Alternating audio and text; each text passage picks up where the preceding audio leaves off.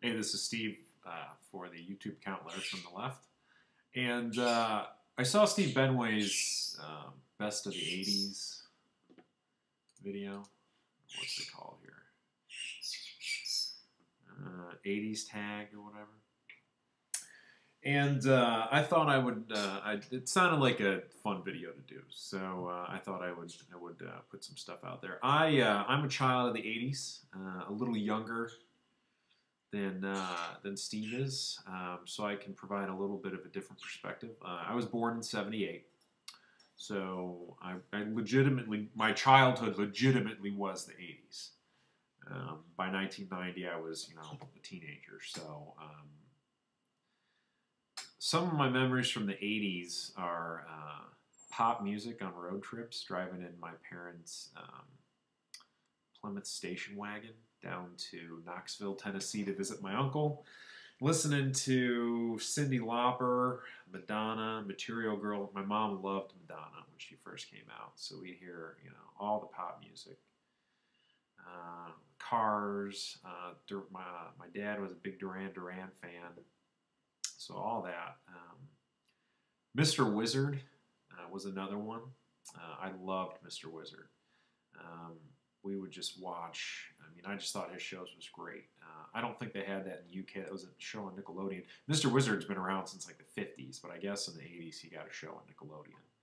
And I just thought that was such cool experiments. He'd always have different kids over, and they'd do an experiment. And it was cool because we'd do stuff like that in class, and I'd know the results. He-Man, specifically He-Man and She-Ra. They had a Channel 50 in Detroit before they were a network affiliate. Did the Power Hour, which was He-Man and She-Ra back to back, and we'd watch that. Another cartoon, Thundercats. Huge Thundercats fan. Me and my brothers were giant Thundercats fans. We had the castle. We had the Panther thing, the car, all the action figures. Big Voltron fans too. I had the lions. I had the first set of Voltron lions when they still made them die-cast metal. All the lions were metal, and I mean those things. If you threw them were projectile weapons. They changed to plastic real quick. But the lion Voltron, we had the castle for that too. Popoids. I don't think they're around anymore, but they were. Twisty straw, the straws that have that, they come up and then you bend it to suck out of it. Well, that corner piece there, they had toys that were like, this big or so, and I don't know, inch around, and they would stretch out like that and connect into connectors, and they were called popoids. But we had those and constructs. My parents were really into hands-on. We didn't have any guns, any toy guns, or any Army guys or G.I. Joe. Those weren't allowed in our house. We had, cartoon action figures that didn't revolve around war and plenty of stuff to build. So constructs, Legos. Never had erector sets, but we had constructs, Legos, popoids, some cool stuff like that. The cool thing with constructs is you can make body armor, and you'd hit it with a sword and fly off. I mean, it was great. Let's see here. What else from the 80s? Let's see. I want to get off cartoons.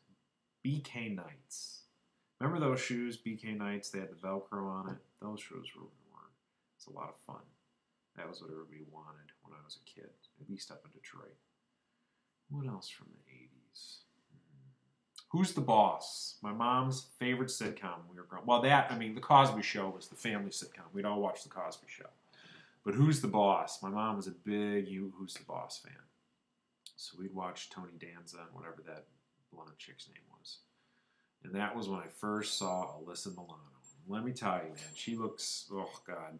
I knew she'd be beautiful even when I was like 8, and she turned out to be gorgeous. So, there you go. Who's the Boss? What other sitcoms? Cheers. Cheers was on late, so my parents let me watch that. It was a big plus. I didn't get half the jokes. Now that I'm older, I appreciate a lot of the comedy. I still love Cheers. Let's see, what's another 80s? See, I was really naive when it came to music in the 80s because I was so young.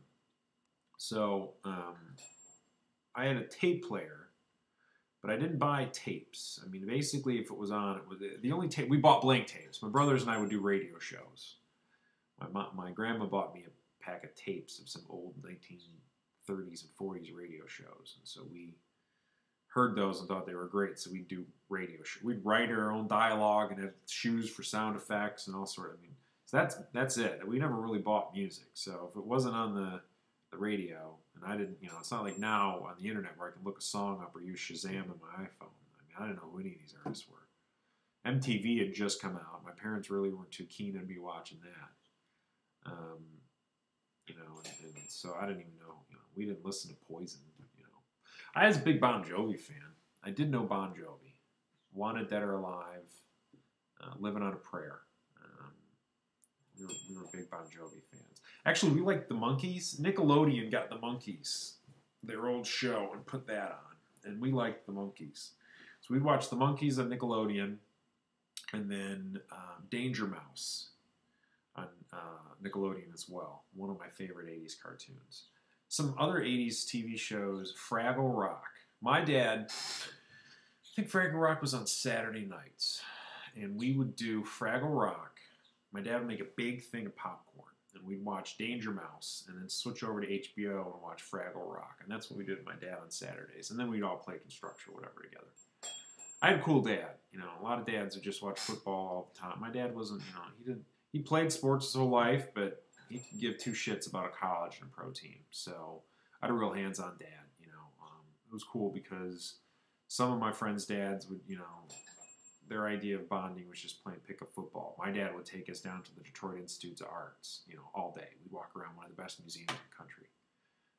Go to the Detroit Historical Museum. He'd take us into Canada and to Windsor and all these museums. It was cool. My dad was a hip guy, and I think there was a reason why all our friends hung out at our house, and it wasn't because of lax rules. It was because my parents didn't yell at each other. Nobody was drunk, and you didn't have to worry about smoke being in the air all the time. We had a good, healthy environment. Let's see here. What else from the 80s? Probably should have prepared. I mean, we got a Nintendo Entertainment System. First off, my grandma had the 6-switch Woody Atari 2600. How do I know it's a 6-switch Woody? Well, I didn't until I saw Steve Benway's video on it. Then I knew it's 6-switch Woody. Because that thing was ridiculously heavy. Pitfall, they had the paddle, So anyways, we had one of those. Eventually, when all the kids moved out of my grandma's house, we inherited it. So we had that. My parents put off getting a Nintendo forever. Well, finally we got a Nintendo with the light zapper and all that. Like a year before the Super Nintendo came out. So we finally got the Nintendo and it was already outdated, which kind of sucked. But I have fond memories of playing Mega Man 2, Mega Man 3. It was good times. I mean, we played we had a basement. Everybody, well, not everybody, but most everybody in Michigan has a basement, and that's where the kids go because you can get messy and just shut the door and nobody has to see it. So we'd be down there for hours playing the old Nintendo. We never had Zelda, but we had Double Dragon 2. I love Double Dragon 2. Didn't like the first one. Double Dragon 2 was awesome. And Teenage Mutant Ninja Turtles, the arcade game, was great. I don't know if that was the 80s, though. Anyway, we did have a Nintendo. And an Atari 2600. I remember going to Toys R Us to buy Atari Boxing for the 2600. That game was horrible. I know some people love it. I always thought it was horrible. Let's see. What else from the 80s? My Pet Monster. Remember that? That was this monster thing, and it had these orange, chains, and it was like on its arms. You could rip them apart, and then the chains would dangle from his wrists and stuff. My Pet Monster. We had one of those. We also had a My Buddy. My brother had a My Buddy, and I don't know if anybody else remembers it, but it's something called a roller racer. Basically, it's like a bike seat, and it had two wheels on the back of it. And then it was connected to this T-bar and handles, and there were two wheels on the T-bar, and you went forward by moving the handles like this, and you'd wiggle forward. And the roller racer was all the rage on the infomercials. Buy now for only $19.99. Act now. Operator standing by. I mean, it was one of those. You could only get it online, or not online. This is before the internet. By calling a phone number. So we had one of those. And then we broke it because they welded the handlebars onto the T support, and it just eventually, from wiggling it, would just wiggle right off. I mean, the metal literally you just rip the metal off. It was a sad day when the roller racer no longer functioned because we had a tile basement, so we could just all over the place on that tile basement. It was great. So I have plenty more memories of the 80s that I can't think of right now, but I thought I'd share some stuff because that was it's kind of a fun video. So Steve, this is for you because I know you were talking about me when you said you tag people who don't like doing these kind of videos. And if you weren't talking about me, well then I guess I seem to think I'm a lot more important than I really am. So, all right, thanks for watching. Take care and have a good one.